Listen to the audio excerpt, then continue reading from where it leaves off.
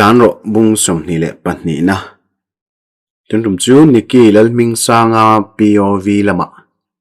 kan chan don ani khanau tunge ni pokashet chian lo le engchung ko tang lo chor chu nge ni pokashet lo khan ka ngai to na lu reng maya ka ngai zong che em kha ka ngai zong chu ni tak ber hi ani la khan min huat melin biak pom in be thadu lo ti ka hai hau lawa ma se chu ka tan chona ni ta zelani nula apo la nau pang tak min du lo em tu han chai thar level chu keima tak poi ka lai deuh tlata mi hriat hlau ro viau mai la ka in thunun thei pha chuang der lo thung tru lo fe na ma mu theina tur ka zong ro renga na thila chuang ni thosi in rem chang ka mel ro ve reng bokani chu tugin pokhan be se lo dewina chen nu nen kanin mu hlawa tum lok po ni lovin anina ka zui lut ve taringotani kha anin lu kha chepin apuk em mai boka masia chungan cheidani ro fel fai khop dictate chen ho la khapin dan laman phun deu sar renga hetiang takhian tu mei chiama kala ngai lo bok nen omanuam du lo reo le ngala han waw ngot chi la ani big box si lawa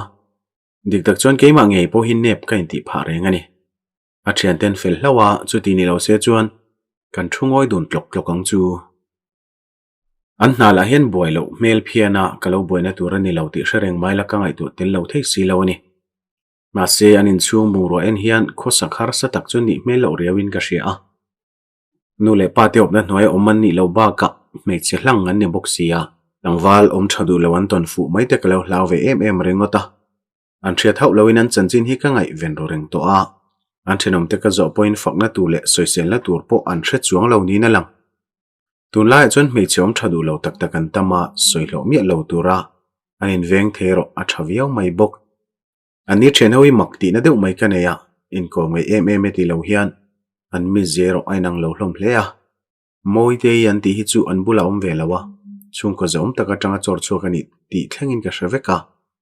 tong po tong du deu bera fiam thu po du viau bok ka ngai zon bere ro hi chu nelom loina vote rai reng mai thunga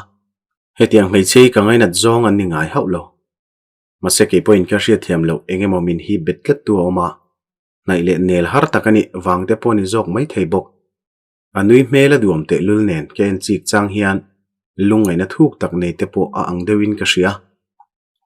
an na wangin tul leilawa saltang ka thleng ve ringotama se ka phun noi phal chuang der lo nai thei mi lo turina in veng thiam reu em a hei tak hian min ti phur ti ro ka hre chiang hleni min dua min ngai zong thin tu theka kaning thina ma se helal rin dik hi chu dot mang point ka mai chu ni hi ka zep lem lo me changai zona an du zong tu ranga om po ka thiam hau lo zero chon ka thil tum hi min thu tir don lo ti ka hre chiang veu lo ya mi ti lo danin nula ka ngai zong ani ve maya zanina choi chho puya ka som mi po khan du lo ta poni se bula kaum tho thawang ti na rel ru ka puwa a theno mel rum le ram thin te poka ka mu ve ka nui lo turen sum ka ngai hialani a thil ti turan ti zo hun nga le ngal mai chu du viau mai la em a ka ti vele ta dewa adu emo du lo emo zanin hian hroi chho tho ka tum ve tlatani hetiang hian tu mei chia main ka ril run la lu ngai lawa tunge he nu la hi ni reng ka thil ngai to wang chon kan nui le vur thina a thla kero ka ti em tho bok dogana ka phone darik mek lai chuan chang mai lovin ka ena mason na kan la nei lo thu soile ringut po chu ka hre ve dewani mase ka chang lo ani chuna dik chuang bok si lo hello pakhum in tha zelem ka ti tange nge a soi mai tu la cho wang bok si mingsang chanchin thar kan va nei har to ve male min be don san chu ni em lawang tro ron ti tu chu mu thei lo mai la alungai na ka trom pui thei hial thawin ka hria ni lo ve hadam deuh khan lo om ro kan misual kha fing ema engsul nu ma nut siat lat lawani mase kan beidon santi na roni lawania ka ti a bedong thiang kan ni lo na chu thu shan ni se ka thian pa tha tu ka thlamong taka kholai len mai ka rem ti hleinem pakhu ma tho hak chuan in thiam lo na min siam sak chiang ani mingsang karin lo wang che ni lawania angak tu ni chuan hunakal ma dewani aron ti le chuara ka hre thiam viau mai adikalom ilaka ka thu tiam khala pa ngai rengania ka ti le chon kanin biak na po kan da zui maya ni chin maya ka hlimna kha chu chhem bawang do ka ni le to ka na hian ka mi mal nu na ti buaya ka du lo na lama min nuk lui ta fo chu ni hi home lam case po khatchin fel theila ni lo ba ka rin hil la ka nei tla thi diktei ma fin fia thaberin ka ria al riat pui kha chu zong mu lo po ni la thil di sual tu chon thremna pe ka ngai miau se ni diktei ka zong mu to tian riat chuan diktei she to turamin nga ngei dona chu chu ka tan man ro thata ka ni theibo tuna hian bitaila naktuk lama chhut zuya daila athat karing ka phone chu line piring number ka met suaka me pa o hian min lo changa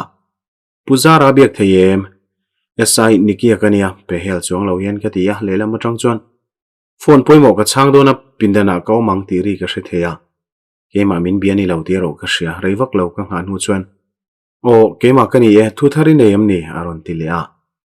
nei ani mayang chu ma se I be se lo lam jok poni mai thei tin ka soi ko le ma sa te te a na mail ka mu thei lo ro chu poi ka ti tak zet thum han soi wat lam mole aron ti le tak mu ta chuan a hlau thong deuh ti ka hre thei mai a Laurin diki zok kha kan zong mu hlau maya naktu ka kanon kalang ale kha poi mo te ba ka lalriat pui thalak thar ber po ka du don boka ka ti ve mi a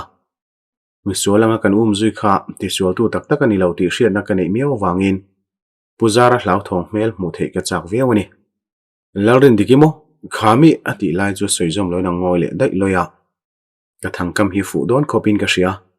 kela pek chuan soine em ni io chiang lo hle maya ka ti ve khera he thil hi hun rei tak ka lo boi pui to ba ka u naw nu ni ta diktei pong sual du hi dim ka tum hau lo engmani lo we nak tu hian na poimo wain ka chuanga I mela ka ngei do nem ka chiang thei tlat lo haron ti chan kan nui chuak deuh kher mai a thalom boina turom lo chu I fanu bo ta dai khanang poini hu chak ka ringa kan local main kanin bele donia tin phone chu ka da zuya a chiai le hlau thong mel tur thlengin mi thlang war thelo male he khi si ka tan chun chung ko thilani to miawa diktei dikna highland saki lalriat pui zon mu ai point ka ngai pui mo dai to zo bok mase dan khau tak noi thok kani miaw wangin kami mal thil tum hi soi chua thiang ani lem lawa tu shet pui na ma ka ma mo lo bok daru kari thlengin office a kala thu tarenga thopui te la chon min ngai ven thar tar yawe moti mai turani ka boilo min ron zo ba ka nalak lo ka nei chon min pui anin pe thu ten soi ve sek loma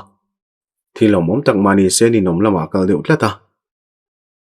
nupui ka then nuwa avoi khat na tan ka mei chedu zong tak mai ka tong le a ka phu ruk ziala chu tu man threwe boxi lo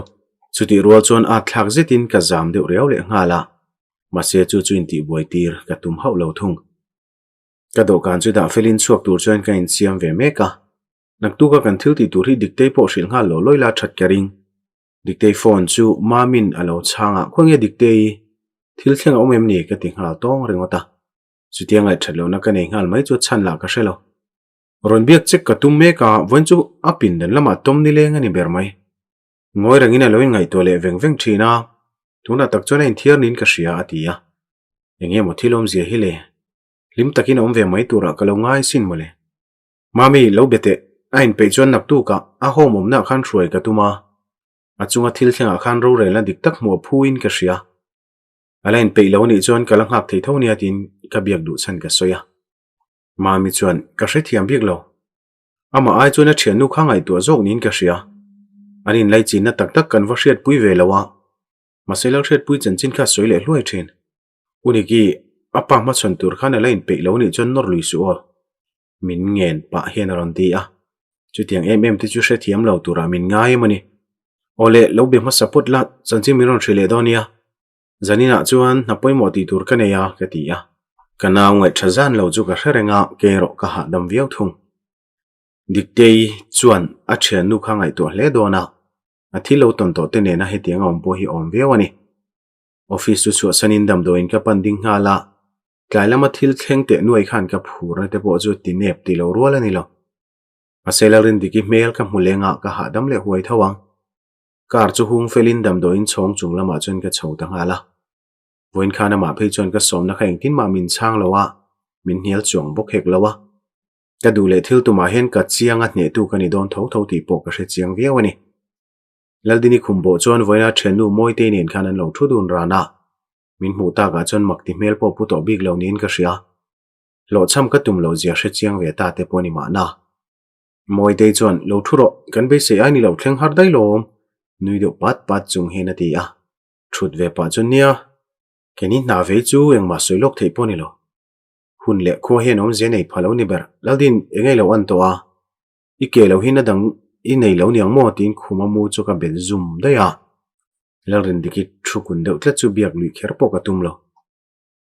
kan dam lo kan ber chu tong du viau maya nalu tu ka nei lo to te poni mel lalrin dikit chuan a thian nu mel ral pa chuan khoya moin chu don ei tur mi lo hon veng cheu at ti zui zata rin dikit chuan la kun reng chung hen ngoi hle hle te mania in thiar thei huna du to kini le ei donia a lo ti khawa anin fiam dan chuan nuya ti za kher mai maselom na riau ka lo nei man peka min chho pui don lo thua soilang mi lo khani moi te chu kan bula ron thuin voin min thla kha kan lom lu tu kani o kan scooty nei chuna cheri boxia naktu kha min thla le la a ti zui le zata pui chu du viau mai la na ka ne ya an ma mo na huna hruai zel chu ka man tlet lo ti dan kan ngai to donia naktu chu na thila nu chamina ka kal dona khula mangin chu don khati jon rin digi churan hoi rang kher mai kalau en reng tia mu rol chona thu kun le dai thunga moi te chon kan na soi thei mai ri lo kan kala tur lamai angani chon thenu hena ron thil mai don chenia ati thave maya choni to em kan pani cho kan pur bik chona dik lawanga tin nula pathum te chu ka mel kuala an la no pan mel hom sia an ril trampon soingam lo to pang laldini berson ki chumin ngai to su ei turan ron keng lo ma lo ti wata an thenu ka ngai zong ti hian thathiam to ti ka hai bik lawa maserin diki berhi mina hardon riawa ani chon kan kalngal mai don em ni tin ka mo zona thu chu ke na min tri duk reng mai hi ke tak po hian nuam lo ka ti deu a thian tiang hian min nel se kabula hen hadam takinom thei se ti ka du bera na melen hian nula ler le mi palom takani lo ti lang renga ka zir dewa ngai don poni mai thei laldini chon vakal ro masere lo ula moite hi riak ve turani boxi lawa alo ti thuaya moi te ve thung chon ke chu ngai tu ka ngai lo bo sen min thla ho mai don lo nui sang chung hena tia e naw hi chon a lua zo ve ngotani rin digi chu shemel takhena ding trai traya min zui ve du mai hi thil mak tak ani to zokin ka ria ka biak lo chon tong atum lo ti ka ria ta wangin iril tram to em hadam deu khanom ro hriat chen che ka du mai nia tin bul ka chana a chen te bula om chon a tong du ve hle ti ka hre to a chu tiang chon ka bula po hen la om nge yang tram lo we thil ka nei to a zona ka zo thei cheng em ati chon kamel wata a thadone zona zo tur kan nei ni chon kan thil tia kan tui viau to ti na ni ngai I du du min zo thailom ma se kan na thoi hria a na kai noi thil ani chon ka chang thailo mai thei chenia ka lo ti ve maya min hrengai poni silowa engwanga min boi pui em ngei ni ka hredu ka chen te khan min ngai zong e mon ti tlata min ngai zong lo tro akut noi nau pa chona ti ya me chenau pang bula omang mai nin ka in thria ke boi pui tlat chan chei ka hrelo ka ngai zong che ni ka ring ai ngai zong nei ka du lo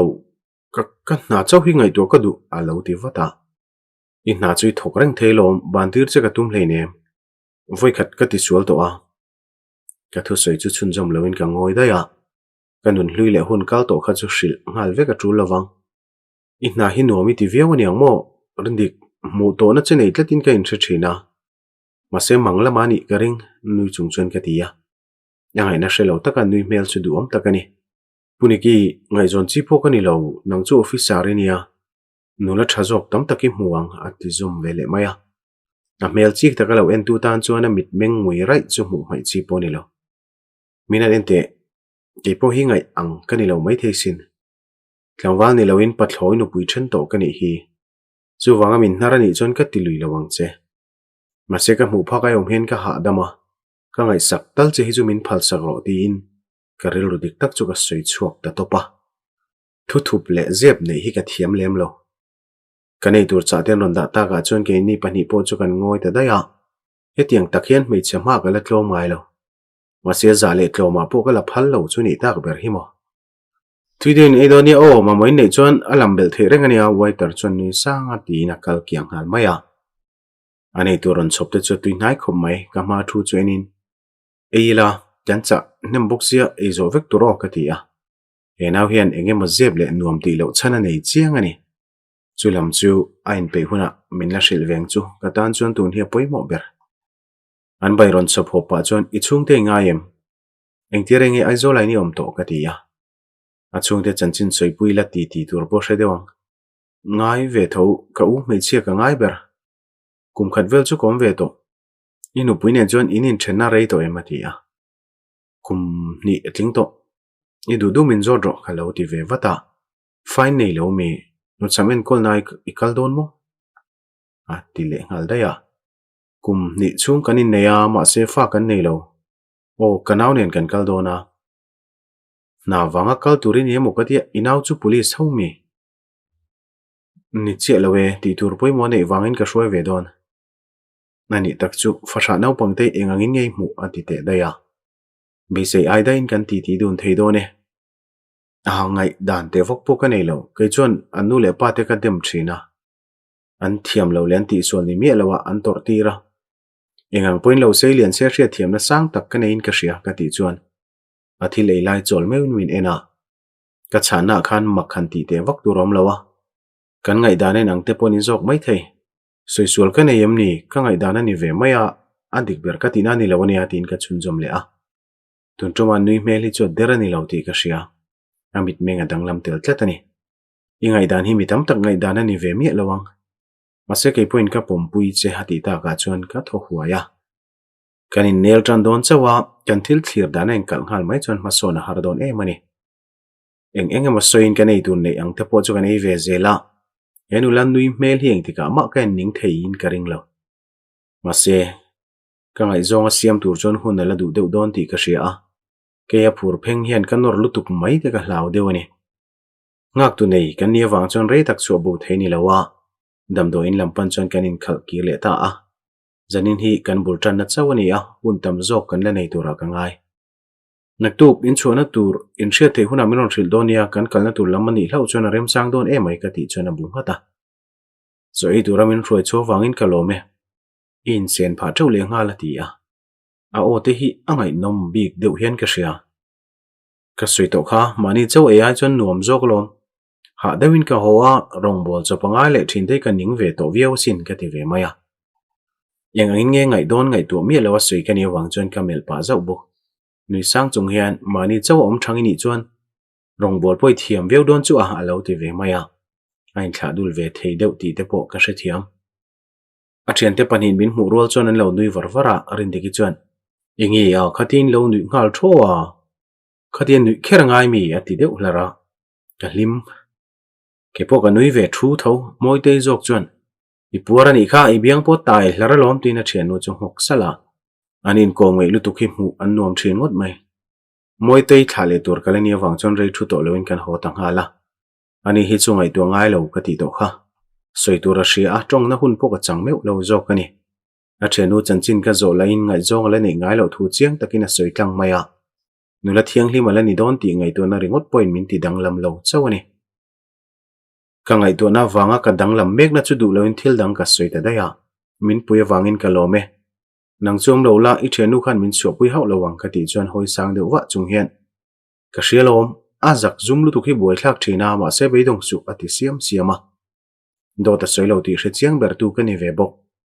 moi te chuan thingtlang nu la khoi thlap ta kania har sana tam ta ka pal tlang bok eng thil po ti se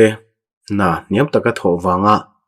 I kalsan le don ani chuan atlai ma hian kalsan lo lo ro thu tak deuh zok hian ati le a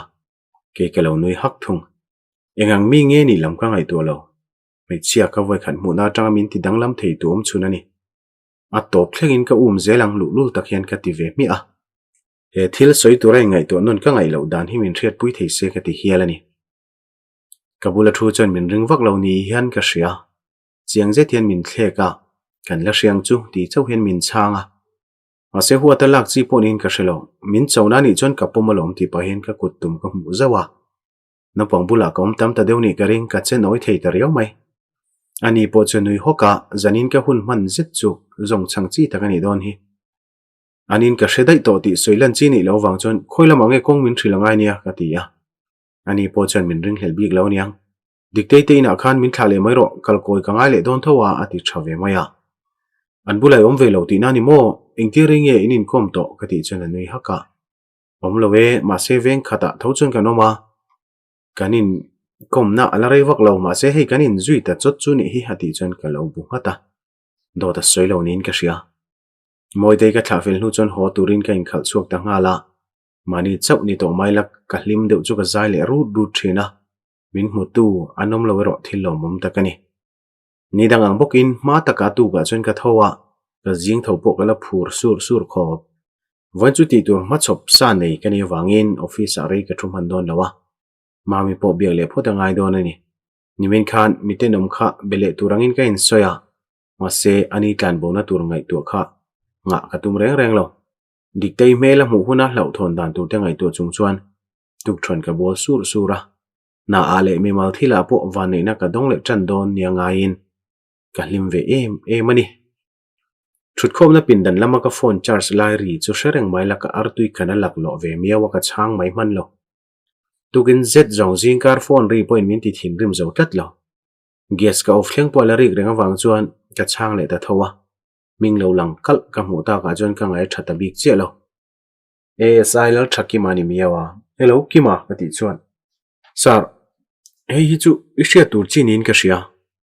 I thian pa thatu kha rin hlel kan nei thei don ni na lang aron ti chuan ka ding ngil ngal zota shiat mai nei hlau takin phone chu ka benga kan nor bit ngal chat chata tangai thlai soiro ka ti ya sar ni zan arvi zuru ti mai mani senga event chinin kan hredawa hei kanaw leng chuakin a hrafu hlau maya voina karon hruayang ki ma chuna ti ya kim chang takin soilo ma se zumun ti kan ngai thladon ani ti ka hремaya hetiang thil hi atang kai chang chom ve bok thin ma se atam zo ka ro chu bo zui tla kani ngai lo thung ma se lal thaki ma hi ka hre chianga ke hi miron punani chon thil tak tak ani ti na ni maya athat chu local maro o cho kai nga kain siam ani mai tin kanin thla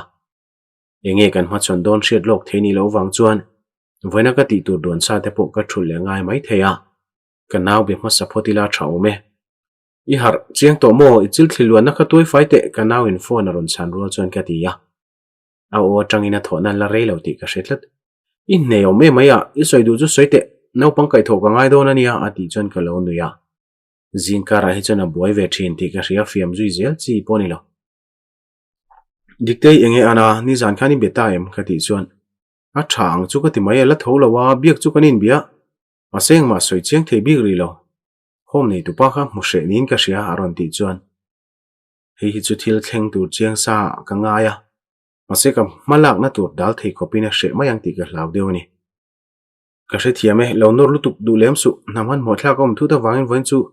kan thul le angai don thowa aril ru min ngei tumin lo soi pui le ta che lakher pui kha kan la zong mu bok si lawa ani kha kan ta na pui mo viawania misual thiam lo chantir tur point fin fiana kan nei chuna ni bok ti in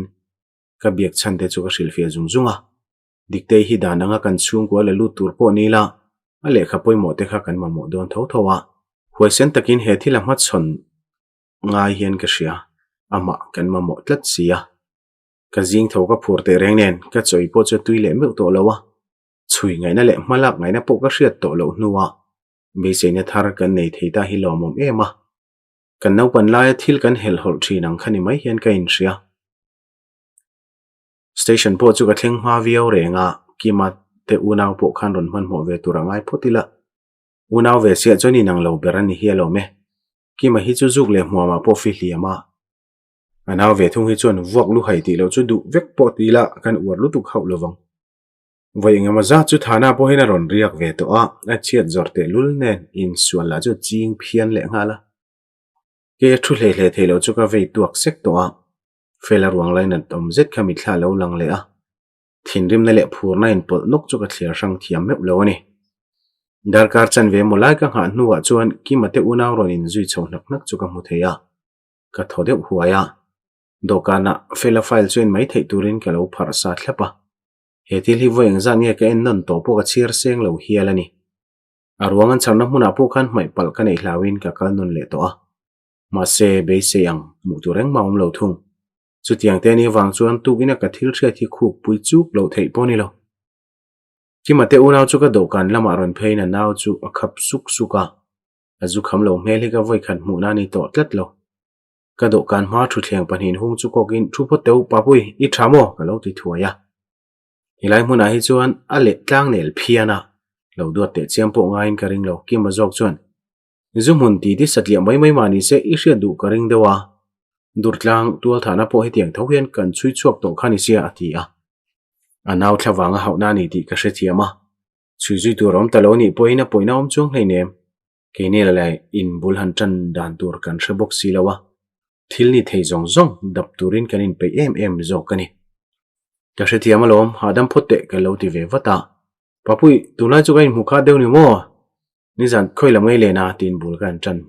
a engeng mo soi hun khoral ka ui deuh tlat papui po chuan ka drai char lom ma se ni zan khan arvilama bial ka juk fange ka tia mino ngai hlom khop me nui deuh tha chung he na tia a u tho ham chu mel zau buka kima midikle nung chang zoi lutuk chuan a beidon san to nin ka hre thin ke po chu kan nui ve thowa tukin khani u nen kan loin be to a nge chanchin kim chang zokin an soila ka ti chuan a tam tak soi tu po hre chuang lo mi ti di ka hre pal le ma zong chu taxi driver ve thonia ti pa chuan ka do gana tuin chhop chu in masale zeta a chemuang thar vel riau chu ka do theina hena tlin lo le mayang ti ka lau ru hle ni be se nei jok boni mai theya tuna takhi chuan eng po min dil se ka pe phale me mang ma se u om ve tlata zu le thil dang hmanga thlem ngot chi poni lawang a tuin an ruak chu do kana da le phota on thian zui khar khara felar wang charani dawer ka chanchin bo lo huwa ma ka lo ral khat she ve wangin chanchin poi ka u ga zo ve fu thina se engwa ma so nain le nei lo ni mela poi ka lo ti vel tuwa chun ni jang khan kan pi thu de ti di ka sha fu lawa fel khan dam doi zor tin chem ati hluaya ka thuru koron soi chu ta ka chon ke ma tak po chu ka ma nom che big lo ki ma chom min ron mel wata ka tong huna ngak ti ka hre thiam maya chu kan thimi hlei nem pa pui I thil hriat angang chon soi lo te police department ni pui dona na sa takini upo ming that pha dona sin ka ti chona bu ngata ma se nui za me la putel le tlata chulam chu ka kuta daro etek ka thlek bo bo ken aming ka ti that sak zok te tolom pa pui chana ti eta ava boi thlak thini o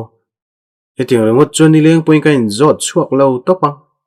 kima milo wa chu san lok mai te inaw hi zam deu ni hi ka ti tange nge a nadang tam tak tho tur ka ne a rindikin hathok po ka hruai ngai mai theile ngala kima po chu engma soiloina tho ve maya pa puya chuan I chi chwa thelo ka chui chuak tamai sia itanga thang nuam lawang ati kher peka nge om thiam ve vio ma se dikna china om vetlat han huat vak thei pon lo aziak tu nu hen rek bung lak lo thiam khop ma he ka thu nei na pi alamani le tatlat kami chin kha zani tan chon ni le phot mero se